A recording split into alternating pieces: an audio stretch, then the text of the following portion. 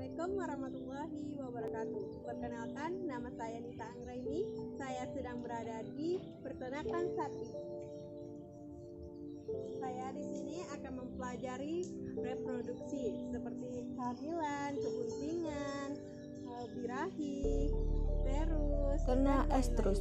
Estrus atau birahi salah satu faktor yang penting menjadi perhatian dalam budidaya ternak ruminansia. Ketetapan mendeteksi birahi akan berpengaruh terhadap ketepatan waktu perkawinan. Perkawinan pada waktu yang tepat akan berpengaruh terhadap keberhasilan kebuntingan.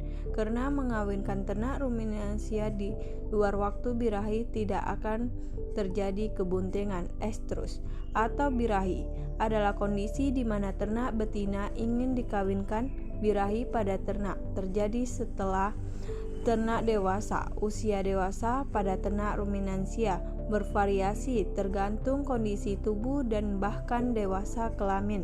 Pada sapi 1,5 sampai 2 tahun, sedangkan dewasa tubuh 2 sampai 2,5 tahun. Siklus estrus dibagi menjadi 4 fase. 1.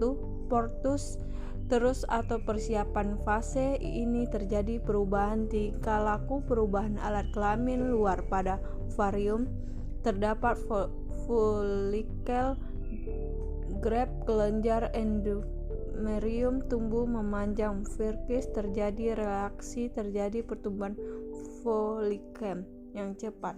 2. Estrus pada fase ini folikem dan grap sudah matang, sekri lendir, servis maksimal, dinding folikel tipis sehingga tanah responsif terhadap jantan dan ingin dikawin. 3.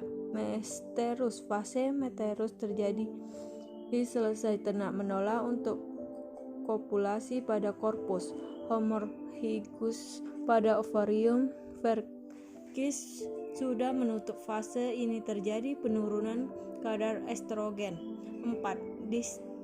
Deestrus. Fase deestrus tidak ada aktivitas kelamin ovarium, terdapat korpus luteum dan ternak dalam keadaan tidak bunting. Terakhir pada regresi corpus luteum. Tanda-tanda birahi pada ternak ruminansia sebagai berikut. 1. Standing head, diam saat dinaiki oleh ternak yang lain. Menaiki juga perlu diamati. 2. Gelisah. 3. Nafsu makan menurun. 4. Vulva bengkak akan berwarna merah. 5. Basah, keluar cairan lendir bening dari vagina. 6. Sering mengeluarkan suara. Ternak sapi kawin. Sapi perkawinan pada ternak ruminansia yaitu alam dan inseminasi buatan atau IB. Perkawinan alam terdapat 4 model perkawinan, yaitu perkawinan kandang individu, 2. Perkawinan kandang kelompok, 3. Perkawinan ring, 4. Perkawinan padang pengembala. Ternak bunting. Ciri sapi itu bunting adalah yang pertama, terjadi pembesaran pada abdomen sebelah kanan atau perut sebelah kanan. Yang kedua, terjadi anestrus atau sapi itu sudah tidak mau kawin lagi. Yang ketiga, yaitu meningkatkan berat badan.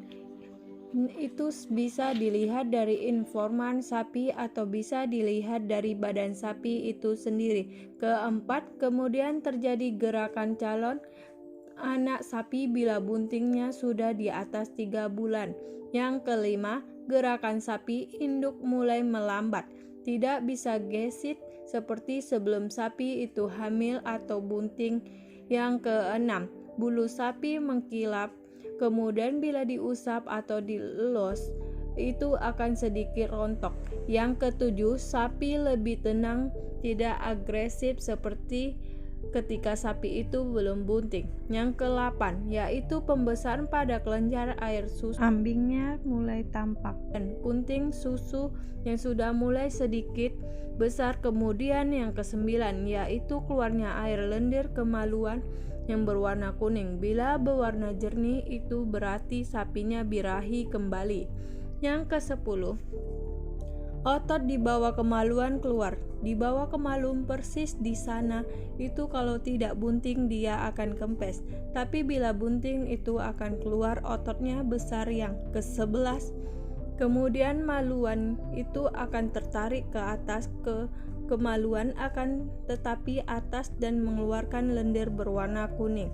Yang ke-12 yaitu air susu bila diurut dengan jari-jari maka akan keluar berwarna kuning.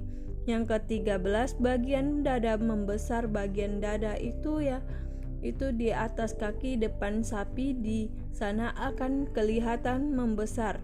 Itu termasuk ciri dari sapi itu bunting. Yang ke-14 yaitu yang terakhir otot di bawah perut mulai tampak. Jadi bisa dilihat di perut bagian bawah. Itu akan keluar otot-otot. Demikian ciri-ciri sapi bunting atau amil. Ternak sapi melahirkan atau partus. Ciri dan tanda-tanda sapi mau melahirkan. 1. Kelenjar susu mulai tampak, ambing membesar dan keras bila diraba. 2. Bunting akan mengeluarkan cairan susu bila dipijit kecil. 3.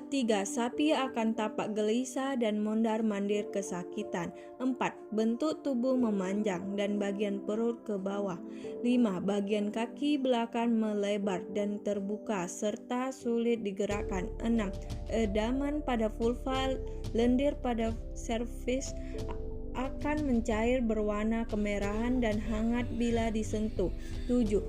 Terjadi relaksasi urat pada bagian urat dekat perut yang tampak menonjol. 8. Menjelang kelahiran, serviks akan terdapat lendir berwarna kekuningan mencair dan lebih terbuka.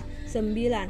Sapi akan melahirkan 278 sampai 283 hari atau 9 bulan setelah fase kebuntingan. Pada umumnya, ternak sapi akan melahirkan sempurna secara alami. Jika mengalami distokia, kesulitan melahirkan, segera beri bantuan penanganan secara estetik. Induk sapi biasanya akan menjilati air atau lendir yang masih melekat pada tubuh gudel sambil memberikan kasih sayang kepada anaknya. Namun, jika induk tidak menjilati anaknya, maka segera lakukan bantuan membersihkan cairan pada tubuh anak sapi. Dengan handuk, segera bersihkan mulut gudel agar tidak terjadi kesulitan bernapas karena tersumbat lendir. Kemudian dekatkan gudel pada induk sapi agar bisa minum susu kolostrum. Ini penting karena merupakan antibodi bagi gudel. Beberapa jam setelah melahirkan secara alami, gudel akan berdiri dan belajar jalan.